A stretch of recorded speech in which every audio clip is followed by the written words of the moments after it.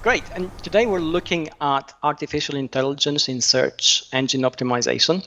And really what I would have loved to say to everybody is that the moment we introduce AI in search, well, everything becomes so easy. We don't really need to try very hard. SEO becomes incredibly easy. We can all sort of take a breath and sit back. Now, unfortunately, this is not the case, not the case at all. How has it ever been in search, you may well ask.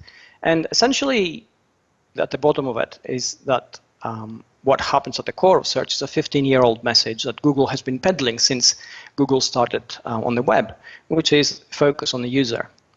Now, that doesn't sound very exciting, and it doesn't sound like it has a lot to do with artificial intelligence, but I will get to that in a minute. What we need to actually realize is that though the message of focus on the user is very old, it has actually morphed and changed as the web morphs and changes, and as technology actually changes with it. So essentially, the old phrase of the more things change, the more they remain the same is true, but their execution changes and everything else around it changes. And we'll see how that, as the presentation goes on, I'll actually explain how that impacts everything we do. And really, we need to start with RankBrain, the ever misnamed RankBrain, because a lot of people think it has to do with ranking, and it hasn't. Google hasn't really helped or changed a lot here by saying that it's the third most important ranking signal in search at the moment. So let's unpack this a little bit just to understand what it is. And essentially, RankBrain is used, it's machine learning algorithm that is used to examine 15% of daily queries that Google gets, which are either difficult to understand, or they're new, or there's not sufficient information about them, or there's not sufficient context to actually decode them. Now, 15% may not sound like many. It's about 500 million searches per day. Google gets about 40,000 search queries a second, which works out about 3.5 billion a day globally, and RankBrain examines 15% of them. So how does it do it? Well, here's the technical explanation.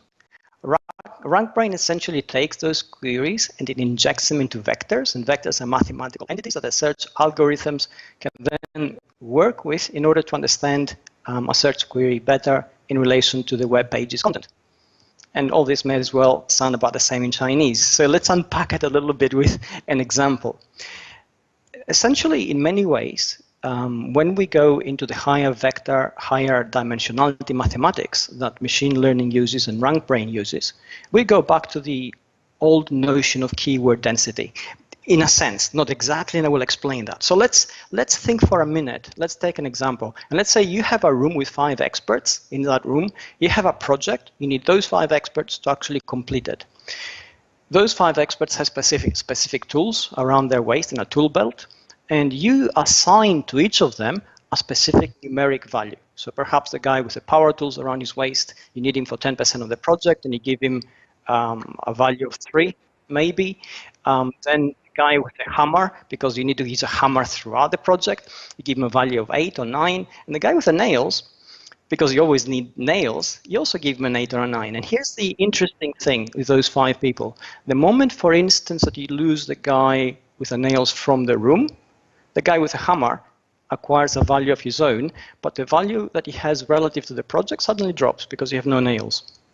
So this gives you an example of how vectors assign values to pages on the web and specific keywords within those pages. And let's complicate this a little bit and say the 5 guys you have in the room become 150. So suddenly, the fluidity of those relationships between them, the value you would ascribe to them in terms of the project which you want to complete, would change all the time. Now, essentially, that's what vectors do.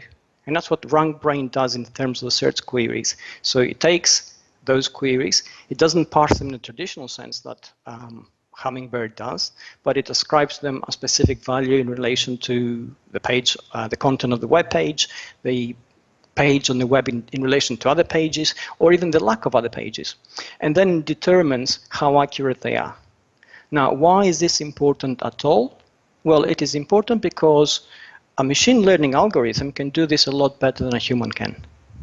And it can do it in surprisingly simple queries. And one of the examples that Google has given on this, which is absolutely fascinating, is the query of can you get a 100% score on Super Mario, the video game, without a walkthrough?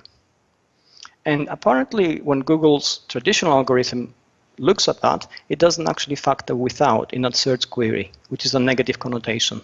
But RankBrain actually does, and it actually delivers surprisingly accurate results.